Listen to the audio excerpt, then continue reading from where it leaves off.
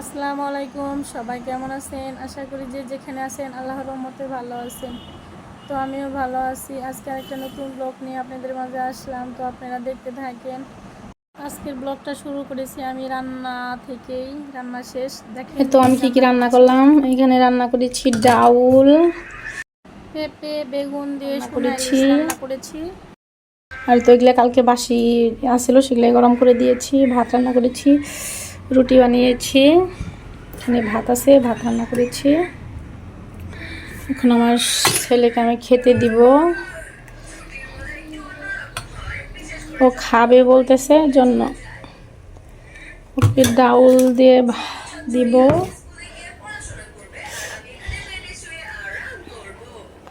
এই তো ও বললে ডাউল দিয়ে খাবে না, আমাকে হুদা ভাত দাও। পরে আমি শুধু লবণ দিয়ে একটু মাখিয়ে দিলাম ভাত। আর ও মোবাইল দেখতেছে। এই ইদানিং ওর বাবা বাসায় থাকে। বাবা বাসায় থাকলে সকালবেলা দেখা যায় একটু দেখে, বিকেলবেলা একটু দেখে, তবে মোবাইল বেশি ধরে না। ওর বাবারটা একটু ধরতে পারে।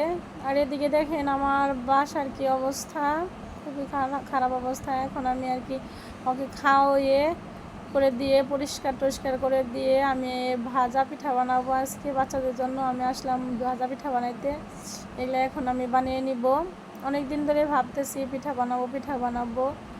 তো গুঁড়া ছিল বাসায়, গুঁড়া ছিল বাড়ি থেকে যে চাউলগুলো আনি সেগুলাই ভাঙিয়ে নিয়েছিলাম আমি। কিছুদিন আগে সংসার পিঠা বানাইছিলাম অর্ধেকগুলো দিয়ে, আর অর্ধেকগুলো ছিল ডিপ ফ্রিজ করে রেখে দিয়েছিলাম। আর সেগুলাই আমি এখন পিঠা বানিয়ে নিব। আর এগুলো কিছু আমি বের করে রাখছিলাম 2-3 ঘন্টার মতো, বের করে রাখছিলাম ফ্রিজ থেকে। বের করে রাখা একটু ঠান্ডা চলে গেছে, ঠান্ডার ভাবটা সারিয়ে এখন এটা আমি গুলে নিতেছিলাম ভালোভাবে। আর এখানে দিয়েছিলাম আমি চিনি, অর্ধেক চিনি দিয়েছি আর অর্ধেকে মিঠাই দিয়েছি, দুইটা মিক্স করে দিয়েছি। মিঠাই ছিল অল্প ছিল, আর সেটুকু মিষ্টি হয় না দেখে আবার অর্ধেক চিনি অ্যাড করেছি। সে গোলাটা শেষ হয়ে গেছে, জানি না কেমন হবে পিঠা। তো বিসমিল্লাহ, দেখি কেমন হয় পিঠা। প্রথম পিঠা বানাইতেছি। সবাই দোয়া করবেন জানি পিঠাটা ফুলে। মাশাআল্লাহ, পিঠাটাও ফুলছিল, খুবই সুন্দর হয়ে ফুলছিল পিঠাটা। আর ফ্রিজে থাকা ঈদে আসলে ফুলে না, মেশিনে ভাঙানো প্লাস ফ্রিজে ছিল, ডিপ ফ্রিজে ছিল। তবে মাশাআল্লাহ এখানে পিঠাগুলো ফুলতেছিল, দেখে শুনে খুবই ভালো লাগতেছিল যে না পিঠাগুলো ফুলতেছে। কারণ তেল চিনি গুঁড়া নষ্ট করে যদি পিঠা না হয় তাহলে ভালো লাগে না, একদমই ভালো লাগে না। দেন সব কিছু নষ্ট করার পরেও যদি পিঠা ভালো হয় তো ভালো লাগে। আর এই পিঠাটা আমার মা অনেক সুন্দর করে বানাইতে পারছে, অনেক আমার মায়ের হাতে পিঠাগুলো ফুলে। আসলে সবাই হলো ভাজা পিঠা বানাইতে পারে না, তেলের পিঠা যেটা বলে আমরা ভাজা পিঠা বলি আমাদের এদিকে। তেলের পিঠা আসলে সবাই বানাইতে পারে না। তেলের পিঠা চিতই পিঠা এগুলো আসলে গুলা যত সুন্দর হবে, একটা গোলা লাগবে, সেই গোলাটা যত সুন্দর হবে পিঠাটা তত সুন্দর হবে। তো মাশাআল্লাহ এখানে ভালোই ফুলতেছিল, ভালো লাগতেছিল দেখে। সবগুলা পিঠাই আসলে ফুলে ফুলে ভাজছি। আর ছেলে মেয়েরা শুধু অপেক্ষা করতেছিল কুমসুম দিব। তো ওদের গরম গরম প্রথম ভেজে 2-3টা খাওয়াই নিয়েছি। ওদের জন্য আসলে বানানো। রোজার আব্বু তেমন একটা মিষ্টি খায় না, এর জন্য আমিও মিষ্টি খাওয়া ভুলে গিয়েছি। একজন বাড়ির না খাইলে আরেকজন খাওয়া যায় না মিষ্টি জাতীয়। ঘরের মানুষটা যদি না খায় সেই খাবারটা আসলে নিজেরও খাইতে মন চায় না। এই জন্য আমিও মিষ্টি জিনিসটা বেশি খাই না, কম খাই।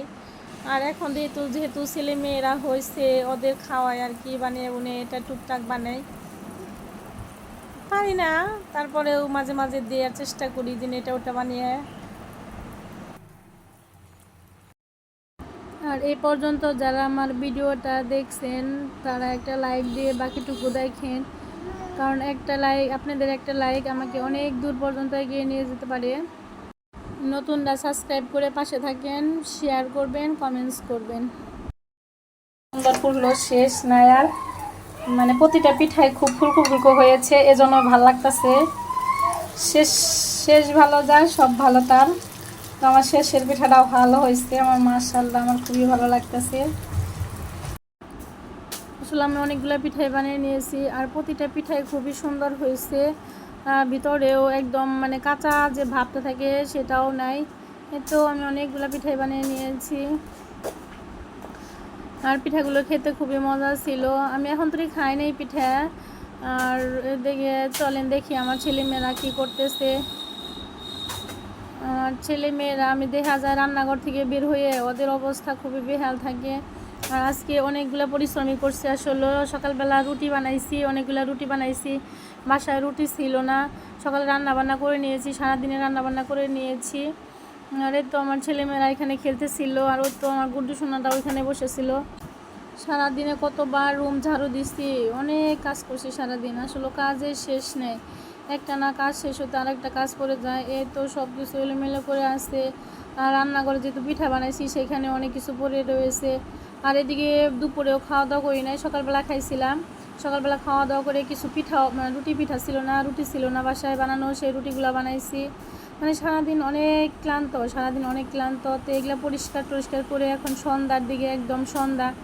আমার ছেলেটাকে আজকে আমি সোনার ছেলেটাকে খাওয়াইতেও পারি নাই, তো এখন একটু গোসলাচল করে ফ্রেশ ট্রেশ হয়ে এখন বসে বসে ওকে খাওয়াচ্ছিলাম।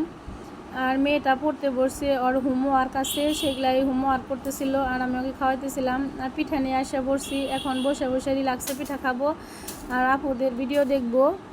মেয়েকে পড়তে বসে আপুদের ভিডিও দেখবো।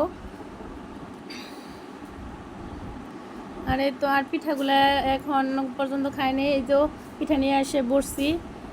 আর আমার গুড্ডু সোনাটা আসলে পিঠা হাতে নিয়ে বসে আছে। তো এই পর্যন্ত আমার যারা ভিডিওটা দেখেছেন তাদেরকে অসংখ্য অসংখ্য ধন্যবাদ। আর পিঠার দাওয়াত রইল, সবাই আমার বাসায় এসে পিঠা দেখে যাবেন কিভাবে বানাইলাম। সবাই ভালো থাকবেন, আল্লাহ হাফেজ।